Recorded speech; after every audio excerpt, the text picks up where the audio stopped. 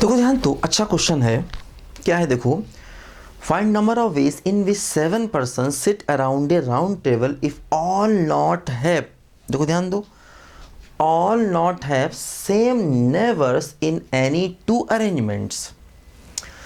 कोई भी बंदे को सेम नेबर्स नहीं मिले दो अलग अलग अरेंजमेंट में। नेबर्स मतलब पड़ोसी। देखो जैसे हम आपको एक एग्जांपल से बात समझाते हैं। मान लो जैसे मैंने A B C D E 5 लोगों को बैठाया, ठीक।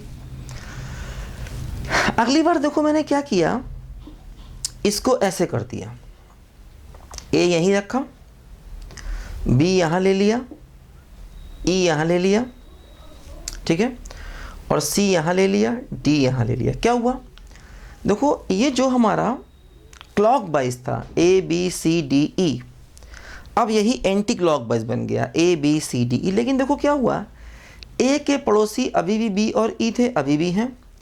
ई के पड़ोसी अभी भी ए और डी थे, देखो अभी भी हैं। सी के पड़ोसी बी और डी हैं यहाँ पे, देखो मतलब सबके पड़ोसी सेम हैं। तो ये जो क्लॉक वाइज है ये उसी का एंटी क्लॉक वाइज है। तो जब लोग गोल मेज पे बैठ के खाना खाते हैं तो क्लॉक वाइज और एंटी क्लॉक वाइज को अलग अलग माना जाता है। लेकिन फूलों की माला वाले केस में क्या बताया था मैंने, क्लॉक वाइज और एंटी क्लॉक वाइज को सेम मान लेते हैं, तभी वो 2 से डिवाइड करना पड़ता है।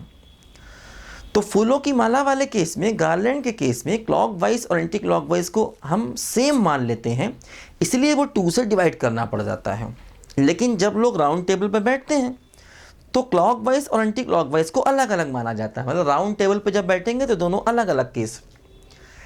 तो अब देखो, अगर इन दोनों को हम अलग अलग मानेंगे तो क्या हो रहा है कि हर आदमी के पड़ोसी सेम हो रहे हैं।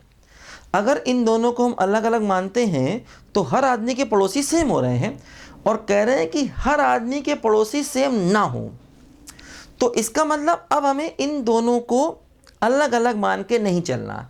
अगर हम ये दोनों लेंगे तो इस अरेंजमेंट में और इस अरेंजमेंट में दोनों में सबके पड़ोसी नेबर सेम हो जाएंगे। हमें नेबर सेम नहीं रखने, तो मतलब हमें क्लॉक वाइज और एंटी क्लॉक वाइज अलग अलग नहीं चाहिए। मतलब ये वही फूलों की माला वाला केस है, ऐसे समझो आप। क्योंकि अगर हम clock wise anti clock wise को अलग अलग मानेंगे तो ये 2 अलग अलग माने गए और दोनों में नेबर सेम है, और नेबर सेम नहीं चाह रहे हैं हम चाह रहे हैं नेबर्स अलग अलग हो। तो इसके मतलब क्लॉक वाइज और एंटी क्लॉक वाइज को हम यहाँ पर अलग अलग नहीं मानेंगे। तो ये वही अपना गार्लैंड वाला केस हो गया। कितने हैं, 7 आदमी हैं।